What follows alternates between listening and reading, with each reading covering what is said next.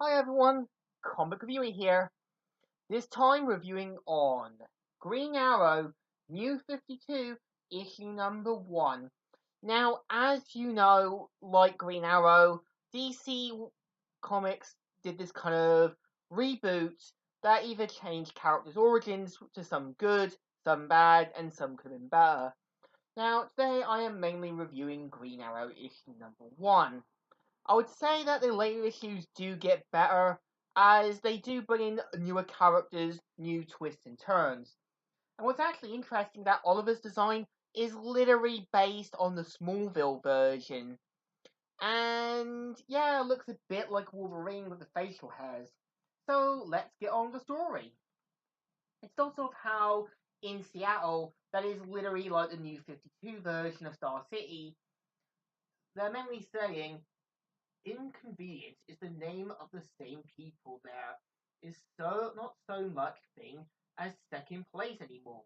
And so the guy who's mainly talking to this unknown person is Oliver Queen and says multitasking is my specialty. And so sees three hired goons in a kind of fancy car in France. What's interesting is that we see Oliver talking with Naomi, who at the time was the new 52 version of Felicity Smoke, and after the event of the new 52, Henry, who is basically the Asian version of Felicity, took over as the kind of tech support, and points out that these are mainly free powerhouses and also long time like bloggers on their own side channel on YouTube. He says, and Oliver says, switching to terminal. It'll be hard to keep track of them. I'm on the bump and grind on the dance floor. And so she says, like, maybe you should, hang back when they're calling out and wire it. But Oliver says that, no, this is not what they do. And she says, a girl can dream, can't she? And afterwards, we see the three other goons talking and all that.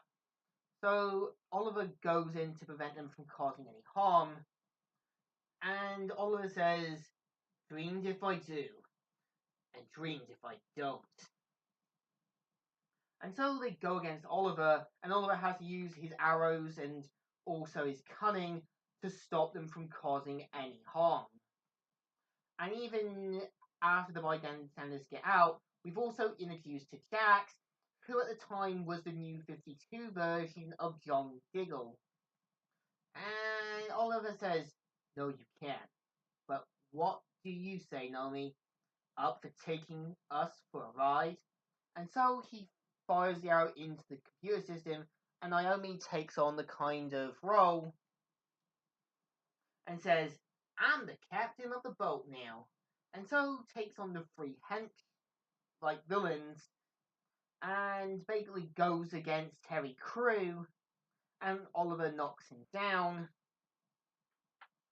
And basically they point out that, that Oliver says, you're not villains. Hell, you're not even badasses. You're punks. Actually, I would go more with thugs. And Oliver says, and it's about time you got put in your place. And so he sets up a freezing arrow. And just then the other one says, I'm not gonna out like no punk. I promise you that. You don't have any say in the matter, Supercharge. Yeah, when he has Supercharge, that sounds like some sort of battery company. Why not just call him like Aftershock or so?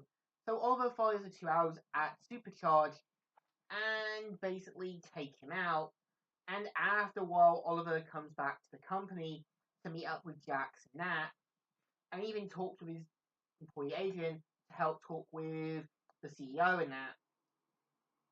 And after a while, Naomi points out all the things that have happened, like the French military now have Supercharge and Dynamax in custody and Double Gangers in a lab and that. So after a while, Dax points out saying, oh, why do you have to fight like this? Coming to QCO after MIT and that. And he points out that, saying, I didn't want to spend my time creating weapons, but Oliver says that he has a reason for it and says, I can't sit on the sidelines and do nothing.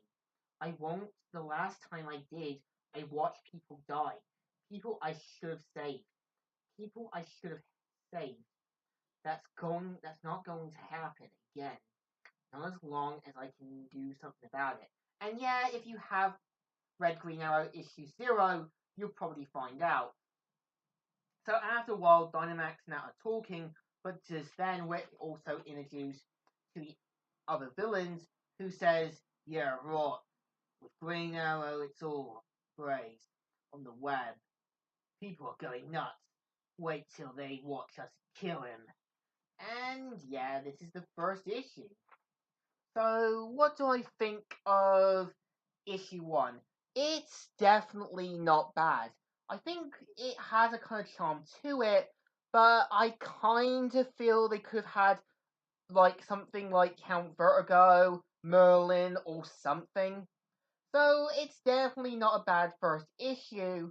It deserves a thumbs up. Still good and still alright. So, comic review here. Signing out.